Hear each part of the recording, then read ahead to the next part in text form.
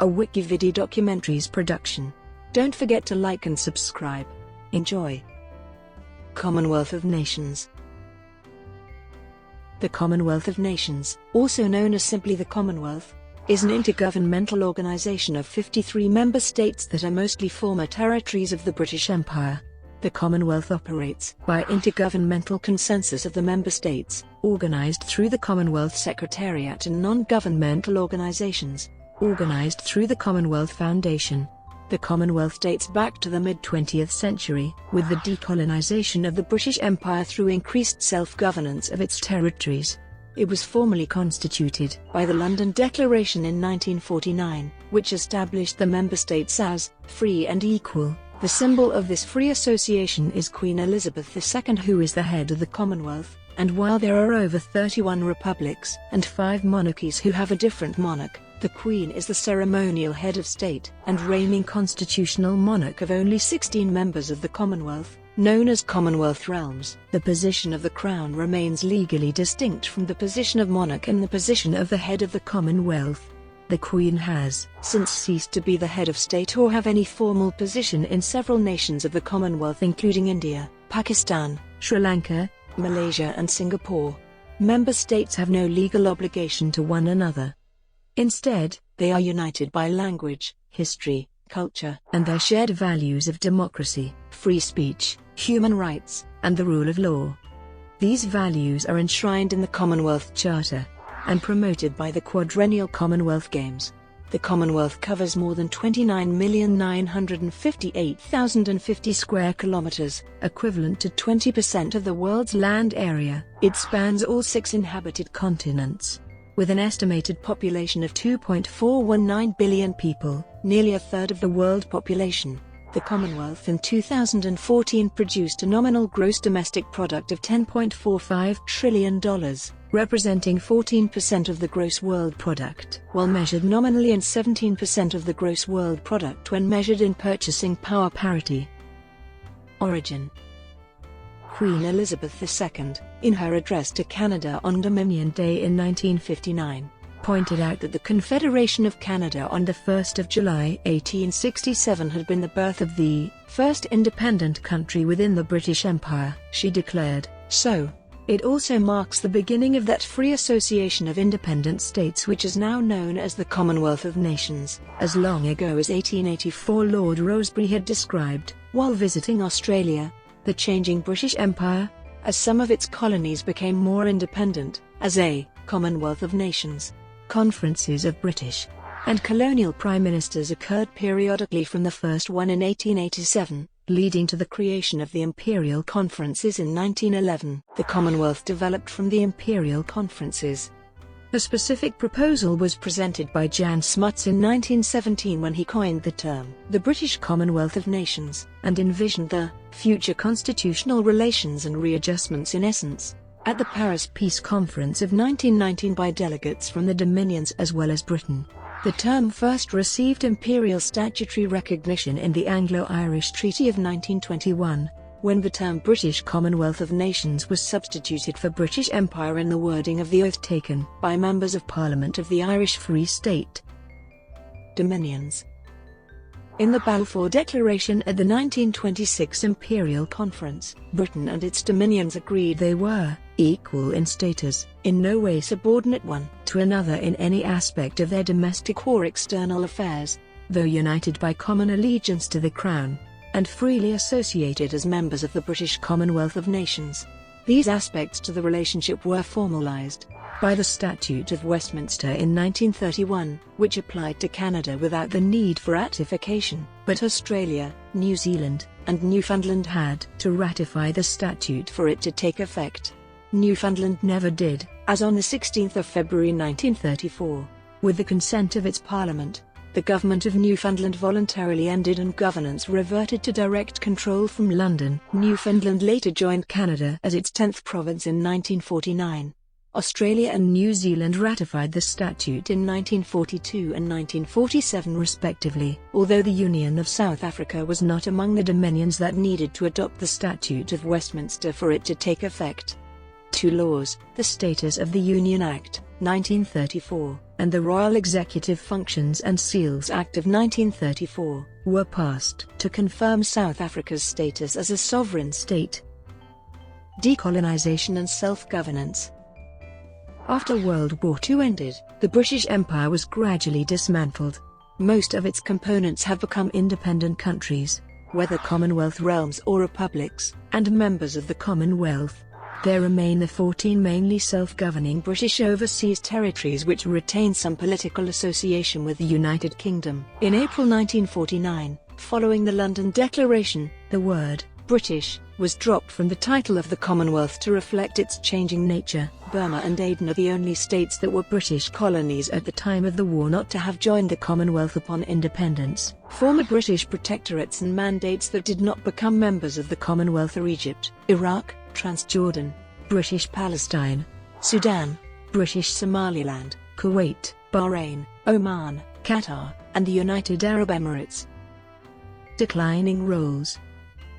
The post-war Commonwealth was given a fresh mission by Queen Elizabeth in her Christmas Day 1953 broadcast, where she envisioned the Commonwealth as an entirely new conception built on the highest qualities of the spirit of man, friendship, loyalty, and the desire for freedom and peace. Hoped for success was reinforced by such achievements as climbing Mount Everest in 1953, breaking the 4-minute mile in 1954, and in 1966 a solo circumnavigation of the globe.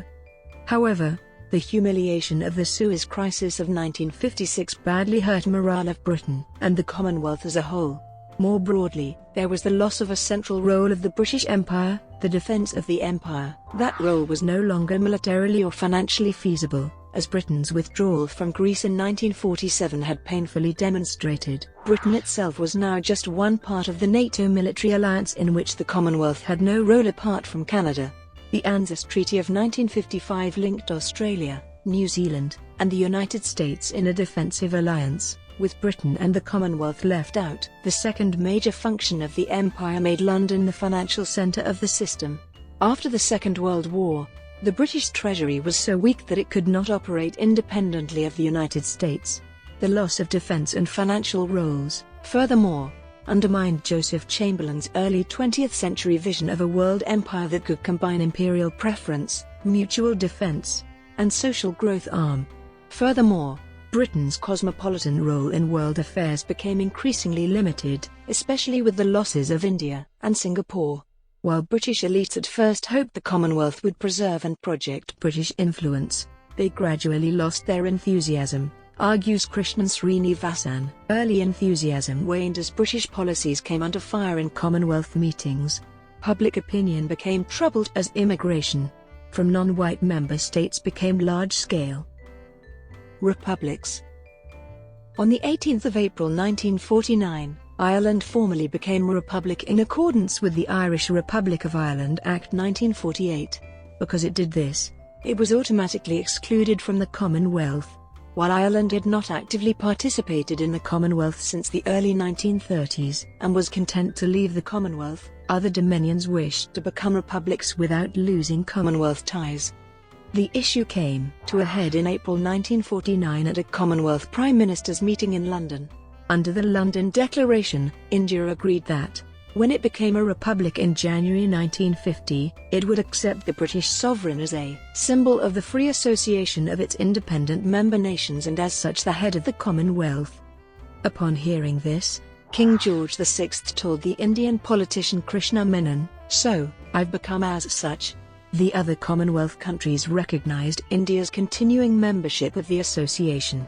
At Pakistan's insistence, India was not regarded as an exceptional case and it was assumed that other states would be accorded the same treatment as India. The London Declaration is often seen as marking the beginning of the modern Commonwealth.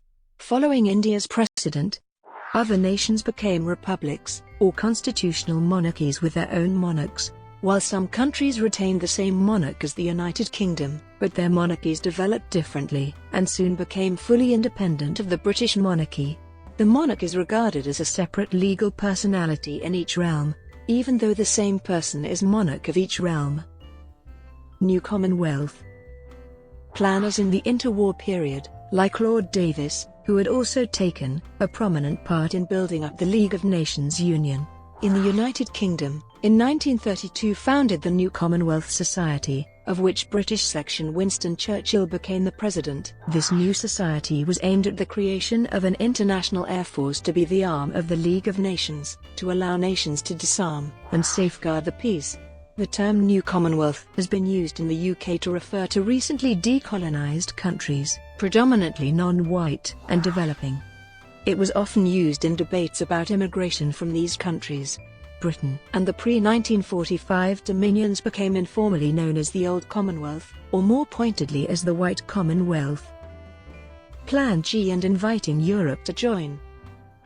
At a time when Germany and France, together with Belgium, Italy, Luxembourg, and the Netherlands, were planning for what later became the European Union, and newly independent African countries were joining the Commonwealth, new ideas were floated to prevent Britain from becoming isolated in economic affairs. British trade with the Commonwealth was 4 times larger than trade with Europe. The British government under Prime Minister Anthony Eden considered in 1956 and 1957 a Plan G to create a European free trade zone while also protecting the favoured status of the Commonwealth. Britain also considered inviting Scandinavian and other European countries to join the Commonwealth so it would become a major economic common market. At one point in October 1956, Eden and French Prime Minister Guy Mollet discussed having France join the Commonwealth. Nothing came of any of the proposals. Head of the Commonwealth. Under the formula of the London Declaration, Queen Elizabeth II is the head of the Commonwealth, a title that is by law a part of Elizabeth's royal titles in each of the Commonwealth realms. The 16 members of the Commonwealth that recognise the Queen as their monarch. However, when the monarch dies, the successor to the crown does not automatically become head of the Commonwealth. The position is symbolic, representing the free association of independent members, the majority of which are republics, and 5 have monarchs of different royal houses. Commonwealth Heads of Government Meeting. The main decision-making forum of the organisation is the biennial Commonwealth Heads of Government Meeting, where Commonwealth Heads of Government, including Prime Ministers and Presidents, assemble for several days to discuss matters of mutual interest. CHOGM is the successor to the meetings of Commonwealth Prime Ministers and, earlier, the Imperial Conferences and Colonial Conferences, dating back to 1887. There are also regular meetings of finance ministers, law ministers, health ministers, etc. Members in arrears, as special members before them, are not invited to send representatives to either ministerial meetings or CHOGMs. The head of government hosting the CHOGM is called the Commonwealth Chairperson in office and retains the position until the following CHOGM. After the most recent CHOGM, in Valletta, Malta, from 26 to the 29th of November 2015, Malta's Prime Minister, Joseph Muscat, became the chairperson in office and will continue to hold the title until the next CHOGM. Commonwealth Secretariat. The Commonwealth Secretariat, established in 1965, is the main intergovernmental agency of the Commonwealth, facilitating consultation and cooperation among member governments and countries. It is responsible to member governments collectively. The Commonwealth of Nations is represented in the United Nations General Assembly by the Secretariat as an observer. The Secretariat organizes Commonwealth summits, meetings of ministers, consultative meetings and technical discussions. It assists policy development and provides policy advice, and facilitates multilateral communication among the member governments. It also provides technical assistance to help governments in the social and economic development of their countries and in support of the Commonwealth's fundamental political values. The Secretariat is headed by the Commonwealth Secretary-General, who is elected by Commonwealth Heads of Government for no more than 2 4-year terms. The Secretary-General and 2 Deputy Secretaries-General direct the divisions of the Secretariat. The present Secretary-General is Patricia Scotland, Baroness Scotland of Astal, from Dominica, who took office on the 1st of April 2016, succeeding Kailash Sharma of India. The first Secretary-General was Donald Smith of Canada, followed by Sir Shridath Ramphal of Guyana, Chief Emeka Anya-Oku of Nigeria, and Don McKinnon of New Zealand. Commonwealth Citizenship and High Commissioners.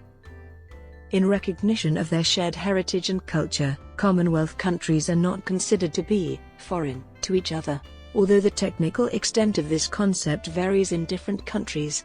For example, in Australia, for the purpose of considering certain constitutional and legal provisions, no distinction is made between Commonwealth and foreign countries. In the High Court case of Southey Hill, other Commonwealth countries were held to be foreign powers.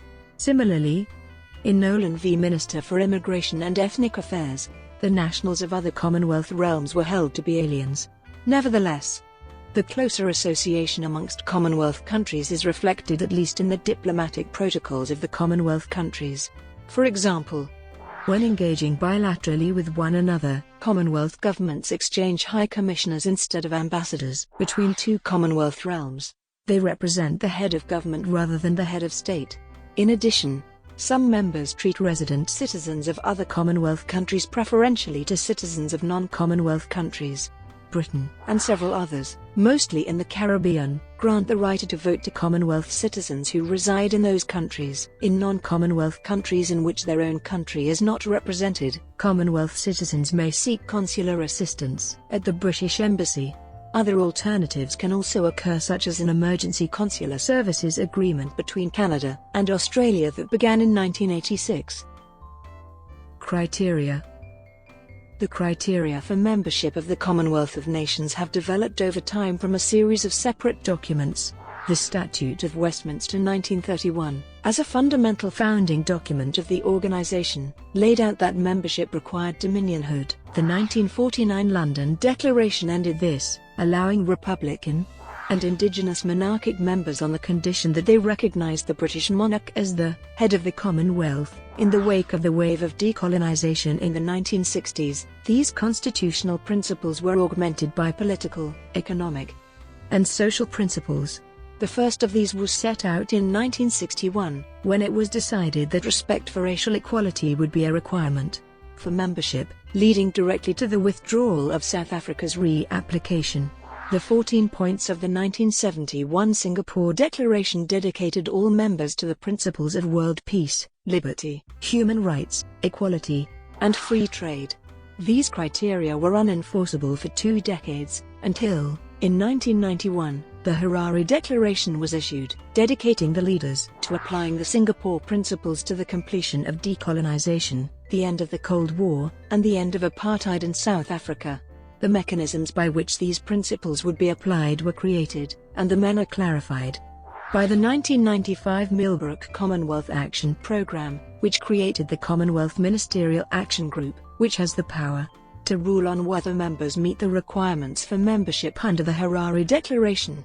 Also in 1995, an intergovernmental group was created to finalize and codify the full requirements for membership.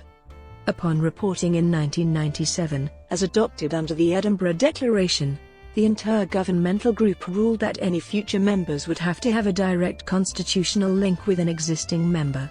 In addition to this new rule, the former rules were consolidated into a single document. These requirements are that members must accept and comply with the Harare Principles, be fully sovereign states, recognize the monarch of the Commonwealth realms as the head of the Commonwealth, accept the English language as the means of Commonwealth communication, and respect the wishes of the general population with regard to Commonwealth membership. These requirements had undergone review, and a report on potential amendments was presented by the Committee on Commonwealth Membership at the 2007 Commonwealth Heads of Government meeting. New members were not admitted at this meeting, though applications for admission were considered at the 2009 CHOGM. New members must, as a general rule, have a direct constitutional link to an existing member. In most cases, this is due to being a former colony of the United Kingdom, but some have links to other countries, either exclusively or more directly. The first member to be admitted without having any constitutional link to the British Empire or a Commonwealth member was Mozambique, a former Portuguese colony, in 1995 following its first democratic elections, and South Africa's readmission in 1994. Mozambique's controversial entry led to the Edinburgh Declaration and the current membership guidelines. In 2009, Rwanda became the second Commonwealth member admitted not to have any such constitutional links. It was a Belgian trust territory that had been a German colony until World War I. Consideration for its admission was considered an exceptional circumstance by the Commonwealth Secretariat. Brought to you by WikiVidi documentaries. Would you like to know more?